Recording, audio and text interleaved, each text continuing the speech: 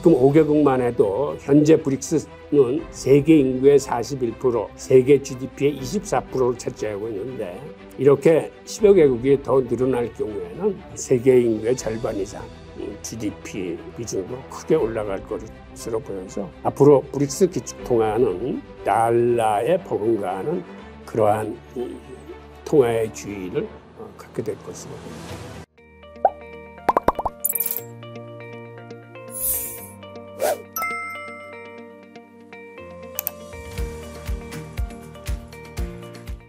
안녕하세요. 김입니다. 오늘은 브릭스가 현재 개발하고 있는 기축통화에 대해서 알아보겠습니다. 우선 지난 4월 2일 러시아 국영통신 스푸트니크는 러시아의회 부의장 알렉산더 바바코프 멘트를 인용해서 브릭스가 새 기축통화를 개발하고 있다고 보도했습니다. 그런데 이번에는 좀 내용이 구체적으로 나왔습니다. 브릭스 기축통화가 1단계는 특정 화폐를 사용하겠다. 이 이야기는 브릭스 기축통화가 개발되기까지는 시간이 걸리기 때문에 그 과도기적 기간 중에는 위안화를 사용하겠다는 이야기입니다. 2단계는 디지털 화폐를 사용하겠다고 했습니다. 이 디지털 화폐도 디지털 위안화가 될지 아니면 브릭스 5개국의 그 통화의 비중을 담은 그 바스켓을 기반으로 한 디지털 화폐가 될는지는 아직은 미정입니다만은 디지털 위안화를 사용하게 될 공산이 큰 것 같습니다. 마지막 3단계가 금과 히토류를 기반으로 한 스테이블 코인을 만들겠다라고 발표를 했습니다. 사실은 이 내용이 획기적인 내용이에요. 즉, 금과 히토류를 기반으로 한 통화를 만들겠다는 건 지금 기축통화로 쓰이고 있는 달러 같은 신용화폐가 아니라 금과 히토류를 담보로 한 실물화폐를 만들어냄으로써 첫째, 인플레이션을 방지하고 둘째, 신뢰를 확보함으로써 기존의 법정화폐와는 차원이 다른 화폐를 만들겠다는 얘기입니다. 또 하나 여기서 봐야 될 거는 스테이블 코인입니다. 즉 스테이블 코인은 아시다시피 이거는 가상자산 쪽에 속하는 그 코인인데 법정화폐로 쓰이는 기축통화가 가상자산의 기술이나 그 편리함을 인용한 스테이블 코인을 최종적인 통화로 목적을 뒀다는 게 이거는 많은 걸 시사합니다. 하나하나 내용을 살펴보죠. 우선 미국의 헛발질이 부른 부메랑이라는 부제를 달았는데 이 내용을 한번 같이 보겠습니다. 2008년 글로벌 금융위기가 시작되자 이때 인플레이션에 대항하는 비트코인이 출현합니다. 그리고 미국은 금융위기를 탈출하기 위해 자산 가격을 올리기 위해서 일부러 미국의 달러를 마구 찍어냈습니다. 그러자 중국과 인도는 금 모으기를 시작했습니다. 그리고 2009년에 브릭스가 창설됩니다. 그리고 같은 해 러시아 예카테린부르크에서 1차 브릭스 정상회의가 개최됩니다. 그리고 이 회의에서 브릭스의 슈퍼 통화가 논의됩니다. 즉, 이 얘기는 브릭스 국가들은 2008년 글로벌 금융위기가 달러의 기본적인 결함 때문에 생기는 위기라고 인지를 하고 자기들은 이러한 금융위기에 노출되는 화폐가 아닌 브릭스 나름의 통화를 만들겠다는 의지를 1차 정상회의서부터 곧 브릭스가 창설되면서부터 그들은 이거를 논의하기 시작한 겁니다. 그리고 브릭스 국가 간의 달러 의존도를 줄이기 위해 각국은 채권을 발행해 서로 사는 방안, 또 하나는 서로 간의 통화 수합을 적극 추진키로 함으로써 달러의 의존도를 줄이고 브릭스 국가 간의 통화로 서로 간의 거래와 결제하는 방향으로 이때부터 방향을 잡아나가고 있습니다. 그리고 2007년에는 이란이 석유를 달러가 아닌 유로화와 엔화로 팔겠다고 선언을 합니다. 그리고 이란은 자국 내 원자력 기술 획득을 위해서 원전을 짓겠다고 발표를 합니다. 이 두 가지 사항이 미국과 이스라엘의 신기를 건드려서 강력한 제재를 받게 됩니다. 그래서 2012년 미국은 스위프트 결제 시스템에서 이란 은행들을 차단합니다. 그런데 이게 사실은 미국이 저지른 첫 번째 헛발질입니다. 이로 인해서 사실 놀란 거는 러시아와 중국입니다. 자기들도 언제 미국이 주도하는 스위프트 결제 시스템에서 배제될지 모르기 때문에 살 길을 찾기 위해 러시아는 루브라 결제 시스템을 2014년도에 완성을 합니다. 중국 또한 2015년도에 위안화 결제 시스템 CIPS를 완성을 합니다. 즉 러시아나 중국이 이렇게 자체 결제 시스템을 갖게 된 것은 미국이 2012년에 이란을 차단함으로써 이러한 결제 시스템에서 미국에 밑보이면 차단당할 수 있다라는 본보기를 보여줌으로써 다른 나라들을 각성시켜서 그 시스템에서 독립할 수 있는 기반을 만들게 하는 그런 경우가 됐습니다. 자, 2008년도 글로벌 금융위기 이후에 중국과 인도 등 브릭스 국가들은 이제는 달러 시스템을 믿지 못하겠다라는 그런 의미에서 금을 사모으기 시작합니다. 지금 보이는 이 그래프가 2008년서부터 중국과 인도가 금을 수입하는 수입량입니다. 특히 중국의 수입량이 예사롭지 않음을 이 그래프가 보여주고 있습니다. 그리고 실제로 금 보유량에 관해서는 미국은 세계 최대의 보유량을 갖고 있다고 8,100톤이 넘는 물량을 갖고 있다고 말은 계속하는데 한 번도 실사에 응한 적은 없습니다. 반면 중국은 이렇게 많은 금을 수입을 하면서도 자기들이 외환보유고에 금을 많이 담고 있지 않다는 그러한 신호를 보내면서 금의 축적을 내색하지 않는 짱깨의 기질을 보이고 있습니다. 자, 그 다음 과정을 한번 살펴보면 2015년에 브릭스는 미국이 주도하는 세계은행에 대응하기 위해서 브릭스 자체 개발은행, 이름하여 신개발은행을 설립하게 됩니다. 그리고 2019년에 러시아 중앙은행장은 근본이 가상화폐 제도를 검토 중이라고 밝혔습니다. 그리고 같은 해 이란은 이미 은행 시스템과 연계되는 근본이 암호화폐 페이몬을 발행했습니다. 즉 이렇게 실물 화폐나 코인을 만든다는 것은 신용화폐인 달러에 대항하기 위해서 실물에 근거한 신뢰도를 확보한 화폐로 나가겠다는 그러한 의지가 보여집니다. 그리고 같은 해 브릭스는 자체 결제 시스템인 브릭스페이를 개발해서 운영하기 시작했습니다. 이 브릭스페이라는 건 특별히 설계된 클라우드 플랫폼을 통해서 브릭스 각국의 결제 시스템을 여기에 모두 연동시킨 시스템입니다. 그리고 같은 해 브라질리아에서 열린 11차 브릭스 정상회의에서 브릭스 자체 암호화폐를 개발할 것을 논의했습니다. 그리고 여러분들이 알다시피 우크라이나 전쟁이 터지니까 2022년 미국은 스위프트 결제 시스템에서 러시아 은행들을 차단했습니다. 게다가 러시아 재벌들의 개인 자산도 압류했습니다. 그런데 국가의 외환보유고를 결제 시스템에서 차단한 거는 전쟁에 대한 징계로서 이해한다 하더라도 개인 자산을 압류한다는 건 이건 또 다른 문제입니다. 즉 사유재산을 부정한다는 건 한마디로 자본주의의 부정이나 다름없는 짓인데 이걸 미국이 강행을 합니다. 그리고 같은 해 미국의 하원은 압류된 러시아 재벌들의 자산을 처분해서 우크라이나 지원토록 한 법안을 통과시킵니다.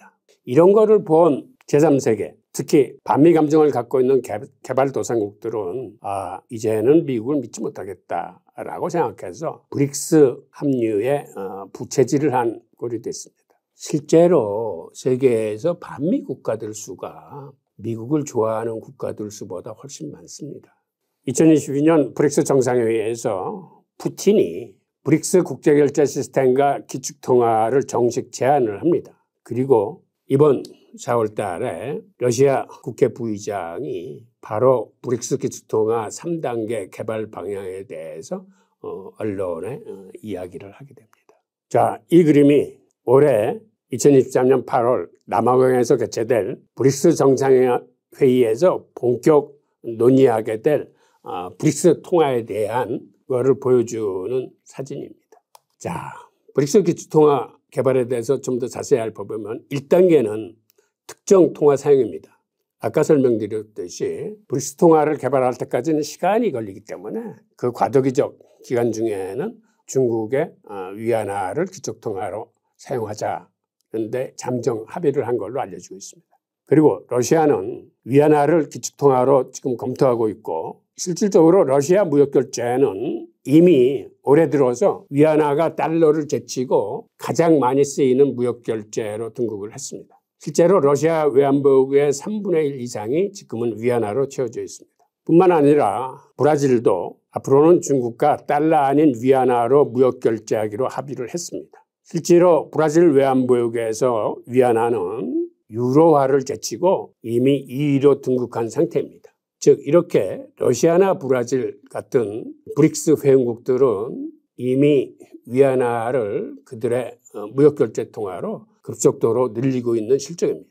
그리고 최근 들어 중국이 사우디에 무역결제형 위안화를 대출을 했는데 이게 사실은 아랍권에 대한 첫 대출인데 이러한 대출이 앞으로 아랍권으로 확산될 것으로 보입니다. 그리고 또한 중국은 사우디의 위안화로 정유소를 건설해 주기로 합의를 했습니다. 837억 위안을 쓰게 되는데 이건 달러로 치면 약 122억 달러 정도 됩니다. 다음 2단계 계획을 한번 보겠습니다. 2단계는 디지털 화폐 사용입니다. 즉 이거는 디지털 위안화하고 맞물려 있다고 생각되는데 디지털 위안화는 이미 3년 전에 개발을 완료시켜가지고 3년간의 시험 기간을 끝내고 내년부터 본격적으로 상용화될 예정에 있습니다. 그리고 디지털 위안화는 이게 개발도상국에 생각보다는 급속하게 전파될 걸로 예상되는데 그 이유는 인터넷 환경이 없는 곳에서도 휴대폰끼리 부딪히기만 하는 기능으로 거래나 결제가 가능합니다. 그러니까 열악한 인터넷 환경을 갖고 있는 아프리카나 1대1로 주변의 중앙아시아 국가들은 이러한 기능으로 거래와 결제가 되니까 금융과 결제의 효율성을 올림으로써 경제 증진에 많은 진보가 있을 것으로 보입니다. 게다가 중국의 디지털 위안화는 여타 세계에 비해서 지금 가장 빨리 개발되고 상용화될 것으로 보이기 때문에 미국에 비해서 굉장히 앞서가고 있습니다. 게다가 이러한 디지털 위안화가 브릭스 기축통화로 사용하게 되면 세계 인구의 절반 이상이 디지털 위안화를 사용하게 되는 겁니다. 사실 이렇게 되면은 탈달러화 현상을 가속화시킬 뿐 아니라 우리가 기존 생각하기에는 위안화의 무역거래 비중이 그건 너무 적었기 때문에 앞으로 달러화를 쫓아가려면 굉장히 많은 기간이 걸릴 거라고 생각을 했는데 예상외로 그 기간이 단축돼서 빨리 위안화가 달러를 위협할 수 있는 그럴 정도까지 도달할 걸로 보입니다. 이번에 브릭스 기축통화의 개발에서 나온 내용은 일반적으로 예측하지 못했던 이런 부분들이 튀어나왔기 때문에 이 부분을 우리가 좀 관심 있게 분석하고 미래 진행 방향을 가늠해야 될 것 같습니다.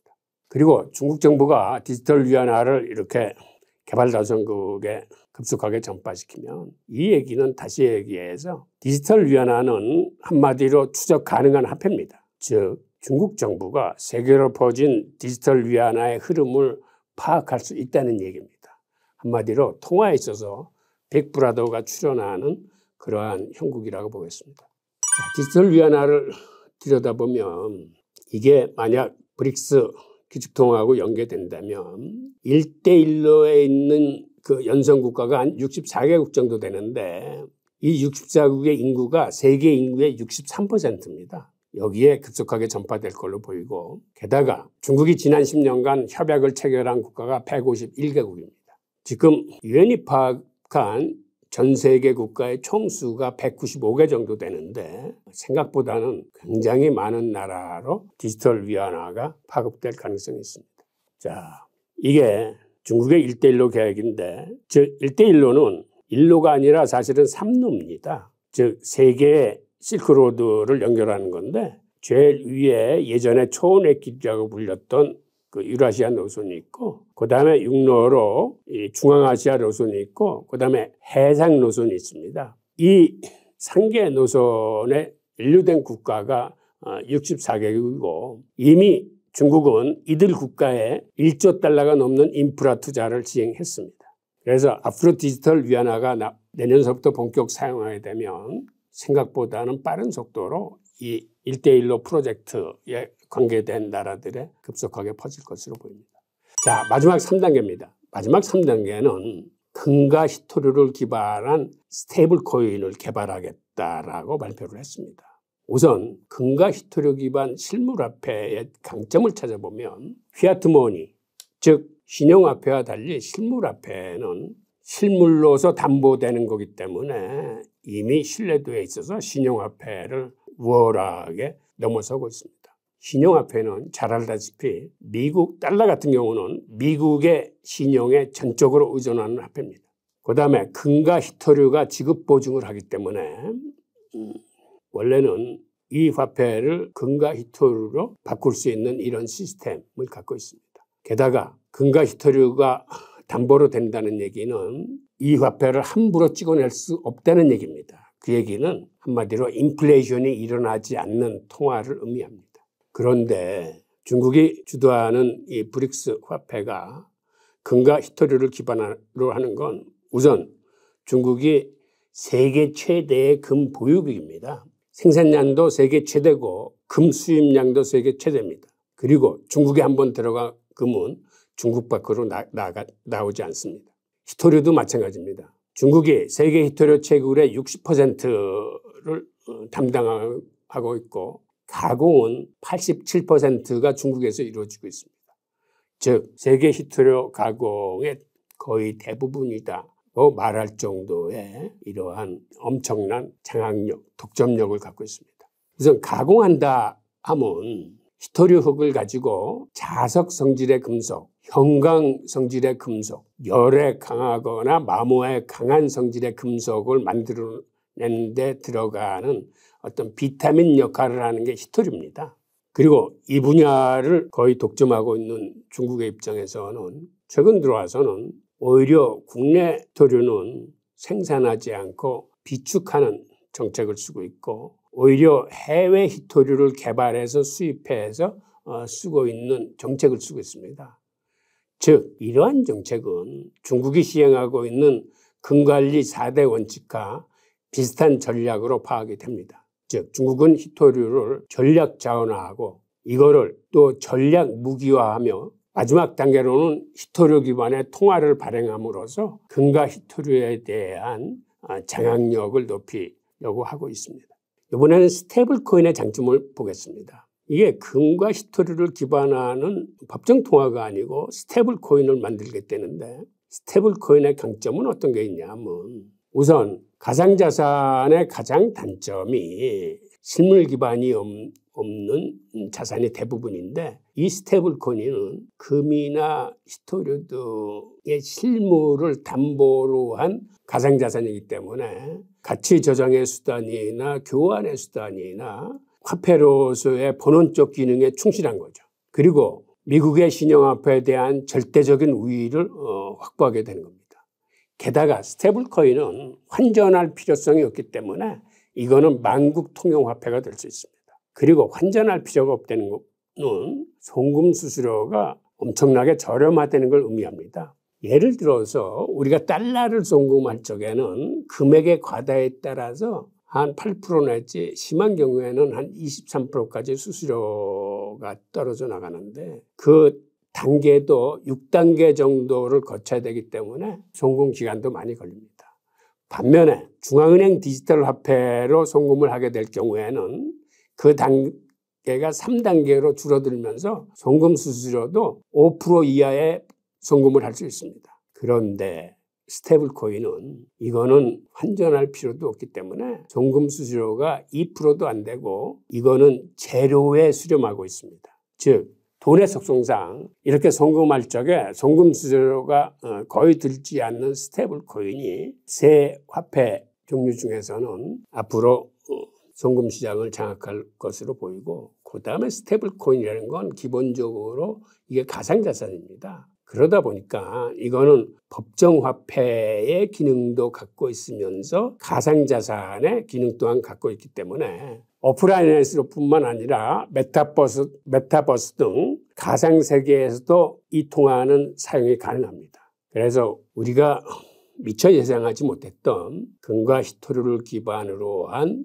실물화폐라는 점 또한 그게 법정 통화가 아닌 스테이블 코인이라는 점이 브릭스가 지향하고 있는 기축통화의 모습입니다.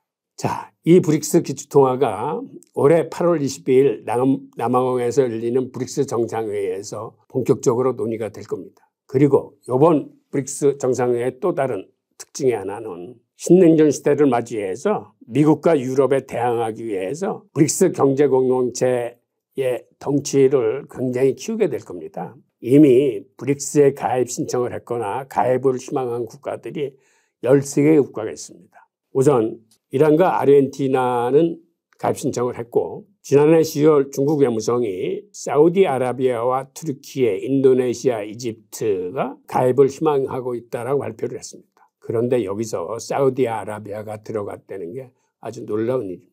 사우디아라비아가 만약 브릭스에 가입하게 되면 이거는 세계적인 사건이라 부를 만한 일인데, 즉 페트로달러가 위협을 받고 브릭스 통화가 힘을 얻게 되는 그러한 형국이 빨리 올 수 있습니다. 게다가 나머지 알제리, 바레인, 아랍에미리트, 카자흐스탄 등 이런 일부 국가들이 가입을 희망하고 있어서 이번 8월달 회의에서 브릭스 회원국이 많이 늘어날 걸로 보이는데, 단 브릭스 정식 회원이 되기 위해서는 기존 5개국이 만장일치로 찬성을 해야 됩니다. 그래서 13개국 중에 몇 개국이나 가입하게 되는지는 상황을 지켜봐야 될 것 같습니다. 그런데 지금 5개국만 해도 현재 브릭스는 세계 인구의 41%, 세계 GDP의 24%를 차지하고 있는데, 이렇게 10여 개국이 더 늘어날 경우에는 세계 인구의 절반 이상 GDP 비중도 크게 올라갈 것으로 보여서 앞으로 브릭스 기축통화는 달러에 버금가는 그러한 통화의 주의를 갖게 될 것으로 보입니다. 우선 이러한 브릭스 기축통화 개발은 달러 지배 체제를 근본으로 흔드는 역사적인 사건인데, 특히 실물화폐이자 스테이블 코인이라는 점이 새롭게 알게 된 내용이고, 이게 뭐를 설명해 주냐면 그간 중국이나 인도나 러시아가 그렇게 열심히 금을 사모았던 이유를 설명해 주고 있습니다. 브릭스 기축통화 개발 3단계가 금과 히토류 기반의 스테이블 코인을 사용하는 것인데, 실제로 스테이블 코인의 장점이 말씀 주신 바와 꽤 많았습니다. 히토류 기반 스테이블 코인이 대중의 지지를 받아서 상용화되기까지 가장 중요한 포인트는 무엇일까요? 우선은 1단계, 2단계를 이제 잘 건너가야 마지막 단계는 3단계 갈 테지만은, 금과 히토류를 담보로 해서 우선은 이게 충분한 유통량이 되는지가 사실은 의문이기 때문에, 어쩌면은 이 통화는, 이 코인은 무역 거래에 한정해서 쓸지도 몰라요. 그러니까는 이 돈이 브릭스 국가 전체 동시다발적으로 다 쓰이는 게 아니라 금과 히토류를 담보로 한 돈의 양이 그렇게 많지 않기 때문에 각국은 지금 쓰고 있는 돈을 그대로 쓰면서 그들의 무역 거래에서만 이 스테이블 코인을 사용할 가능성도 있어요. 이제 그것들은 하여튼 더 지켜봐야 되겠지만, 앞으로 가면서 계획에 보완될 가능성도 있습니다. 지금은 다른 금속은 논의되지 않았지만 은이 추가된다거나, 그 다음에 일반 금속 중에서도 희귀 금속인 뭐 리튬이나 코발트나 이런 것들이 더 추가된다거나, 왜 그러냐면 브릭스 5개국 자체가 다 자원보유 대국이기 때문에 그들이 갖고 있는 희귀 자산을 저거할 수도 있고, 심할 경우에는 이제는 석유도 담보로 들어올 수 있어요. 그래서 담보 물량을 넓혀가지고 유동성을 넓히는 그런 방안이 있을 거고, 또 하나는 스테이블 코인으로 가면은 앞으로 이제 웹3라거나 메타버스라거나 이런 가상 자산의 세계가 몇 년 후에는 지금보다는 훨씬 커지고 그쪽이 이제 실용화 단계로 들어가게 되면, 이 스테이블 코인은 기존의 법정 통화와 같은 기능 플러스 가상 자산의 기능을 같이 갖고 있는 거기 때문에 하여튼 화폐 세계의 어떤 본질적인 환경을 바꿔놓을 가능성도 있습니다. 그러니까 현실 세계에도 쓰지만 가상 세계에서도 활용하는 이게 통합됨으로써 기존의 법정 통화와 가상 자산의 통합을 아우르는 어떠한 그런 촉매제가 될 수도 있죠.